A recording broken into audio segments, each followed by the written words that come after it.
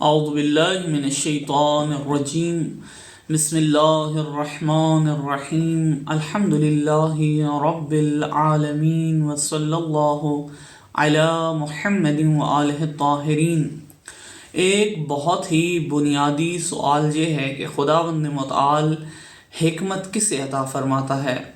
حکمت الہی، حکمت حقہ، معرفت حقہ کسے عطا ہوتی ہے؟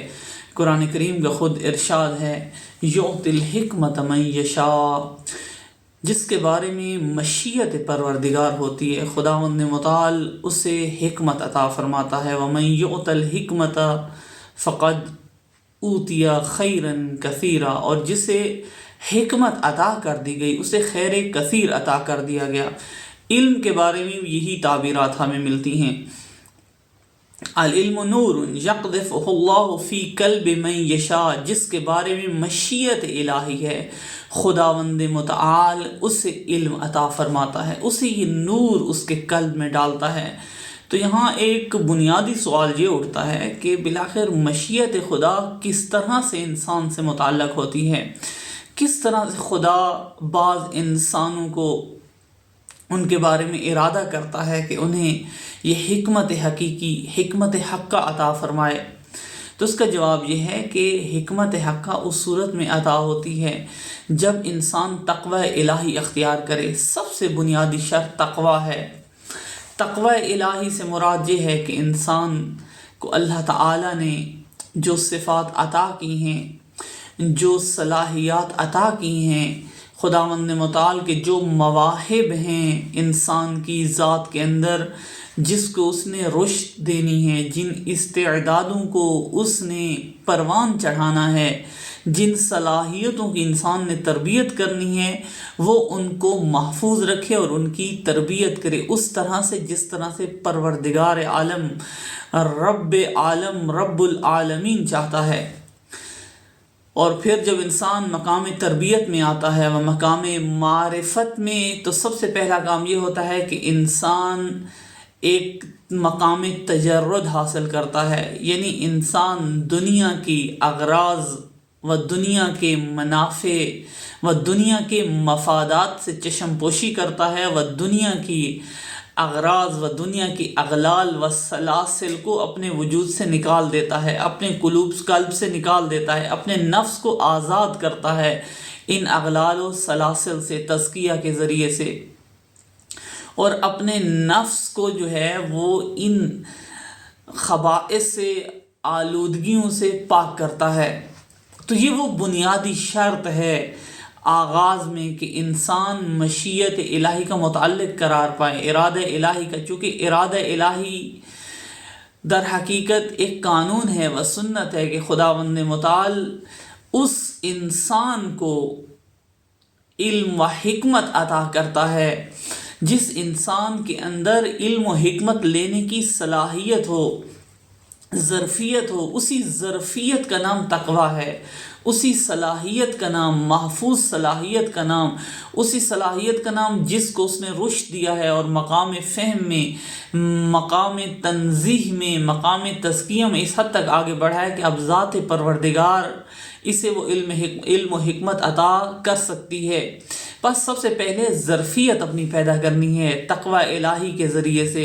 اپنے نفس کی تربیت کے ذریعے سے، تزکیہ کے ذریعے سے، اپنے ذات کو، اپنے نفس کو دنیاوی مفادات سے و دنیاوی لذات سے و ان سے انسان نے اپنے آپ کو کاٹنا ہے۔ جتنی نافیں انسان نے اپنی جوڑی ہوئی ہیں تعلقات کی، ان تعلقات کی نافوں کو انسان نے اپنی جان سے باہر نکالنا ہے۔ بہت سخت کام ہے ان انسانوں کے لیے جنہوں نے ابھی تک اس بارے میں کوئی اقدام نہیں کیا، لیکن بہت آسان ہے ان کے لیے جو معرفت الہی کے طالب ہیں، جو اللہ کے طالب ہیں، جو اللہ کی ذات کی رضا کے طالب ہیں۔ رضوان من اللہ اکبر، جن کے لیے رضا الہی مہم ہے، اہمیت رکھتی ہے، وہ یہ کام کر سکتے ہیں۔ تو یہ ایک بنیادی شرط ہے۔ پس تقوی، زہد حقیقی، تنزیہ، تزکیہ، یہ وہ بنیادی شرط ہیں جن کے ذریعے سے انسان ملائکہ مقربین کی صف میں بھی شامل ہو سکتا ہے، اور خداوند متعال کی جانب سے یہ حکمت اسے میسر آ سکتی ہے، اور انسان ذات پروردگار سے چونکہ یہ مشیت الہی، فضل الہی ہے۔ ذالک فضل اللہ یؤتیہ من یشاء واللہ ذو الفضل العظیم۔ یاد رکھیں، کسب و محنت سے نہیں حاصل ہوتی، فقط درس و بحث سے فقط حاصل نہیں ہوتی، بلکہ درس و بحث مقدمہ ہے اس علم و حکمت کے حصول کا، اور یہی مشیت الہی اسی کی تابع ہوتی ہے۔ جو لوگ محنت کرتے ہیں، زحمت کرتے ہیں، وہ طریقہ جو اللہ نے بتایا ہے علم و حکمت کا، اس نور کے قلب میں داخل ہونے کا، اس نورانی حکمت کے قلب میں داخل ہونے کا۔ قرآن کو بھی خداوند کریم نے حکمت سے تعبیر کیا ہے۔ قرآن کے اسماء میں سے ایک حکمت ہے، قرآن کے اسماء میں سے ہے ایک حکمت، تو یہ حکمت، یہ نورانی انوار آیات الہی ان قلوب میں نازل ہوتے ہیں، ان قلوب کے لیے قابل فہم ہوتے ہیں، ان قلوب کو نورانی کرتے ہیں جو قلوب آمادہ ہوں ان کو لینے کے لیے، جس کے اندر جس قدر پاکیزگی ہے، جس کے اندر جس قدر تقوی فہم ہے، جس کے اندر جس قدر تقوی و صلاحیت فہم و معرفت ہے، خداوند متعال اسی قدر اسے یہ حکمت و یہ معرفت حقیقی و حکمت حقہ عطا فرماتا ہے۔ یہ محکم دین کے اصول، یہ محکم دینی معرفت، یہ محکم نور ہدایت خدا اسے عطا فرماتا ہے جس کے اندر یہ صلاحیت ہو، اور جس کے اندر یہ آمادگی و ظرفیت موجود ہو، چونکہ علم حقیقی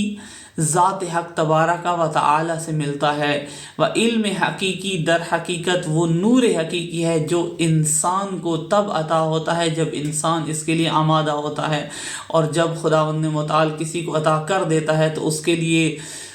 سلامتی و نجات کے سارے راستے کھل جاتے ہیں، وہ خود بھی ہدایت یافتہ ہوتا ہے و دوسروں کی بھی ہدایت کر سکتا ہے۔ خداوند متعال کی بارگاہ میں یہ دعا کرتے ہیں کہ اللہ رب العزت اہل معرفت کو، یا وہ لوگ جو معرفت کے طالب ہیں، وہ لوگ جو خداوند متعال سے حکمت و معرفت طلب کرتے ہیں، خداوند عالم اپنی مشیت سے ان کے لیے یہ اسباب میسر فرمائے۔ وصلی اللہ علی محمد وآلہ